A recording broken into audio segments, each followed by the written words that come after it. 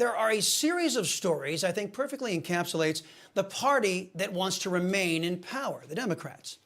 After you review these stories, perhaps you may wish to do what Ronald Reagan, Donald Trump, and millions of Latinos did and have done, chart a new course politically. A window into the souls of Democrats. That's our focus in today's preamble.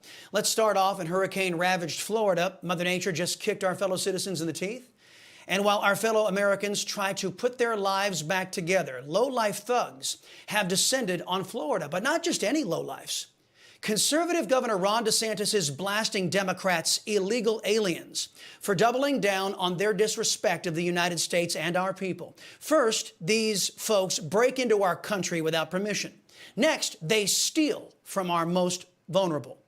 Democrats have facilitated the importation of nearly 6 million illegal aliens into the United States, the vast majority unqualified for asylum. Democrats claim that the victimization of Americans is necessary because illegal aliens are looking for a better life. Yeah, a better life of crime, it turns out. Do you support and vote for this multi-level criminality? Here's something else championed by Democrats, the suppression of constitutionally protected free speech. Here's left-wing extremist Lauren Underwood asking how government agencies will take your taxpayer dollars to suppress your constitutionally protected speech. Dr. Elnahal, we know that bad actors are spreading false information about reproductive health, often deliberately, with the goal of discouraging abortion or limiting access even further. How is VA planning to prevent and combat disinformation and misinformation around this rule?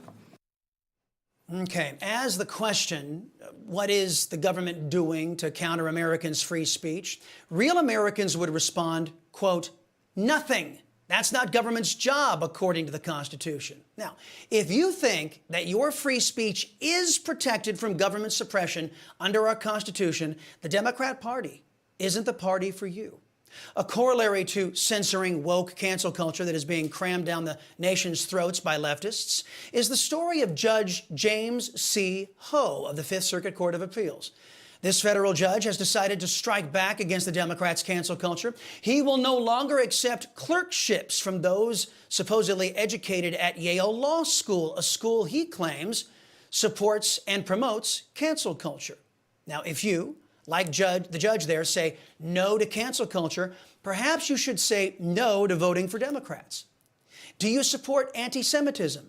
If not, perhaps you may wish to consider withdrawing support from Democrats and their colleges.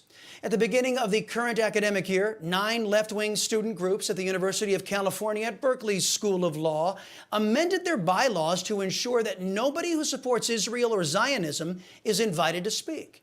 As a piece in Newsweek observes, these left-wing campus groups have, in essence, created a Jew-free zone at Berkeley Law. Ironically, the law school's own dean, Erwin Chemerinsky, who identifies as a progressive Zionist, would be prohibited from speaking at his own college. As we pointed out earlier, Democrats, like left-wing extremist Congresswoman Lauren Underwood, appear focused on suppressing speech rather than protecting it.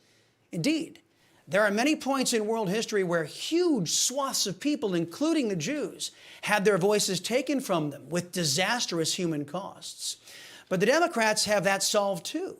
How do they do this? Well, they just deny it ever happened.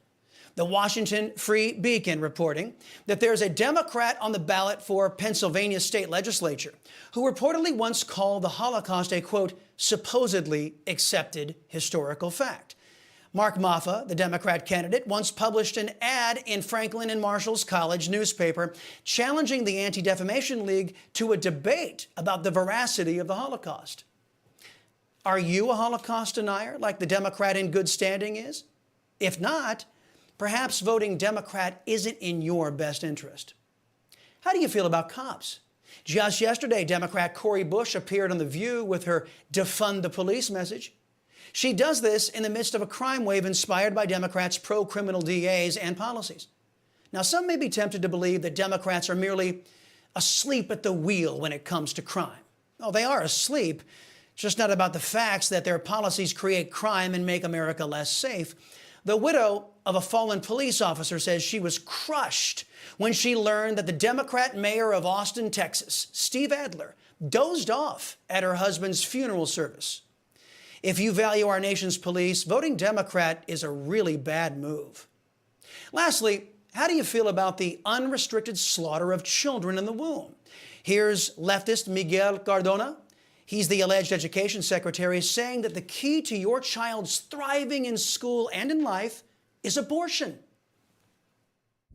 Students need access to health care to thrive in school and in life, and that includes reproductive health care. Remember, reproductive health care is Democrat code for abortion.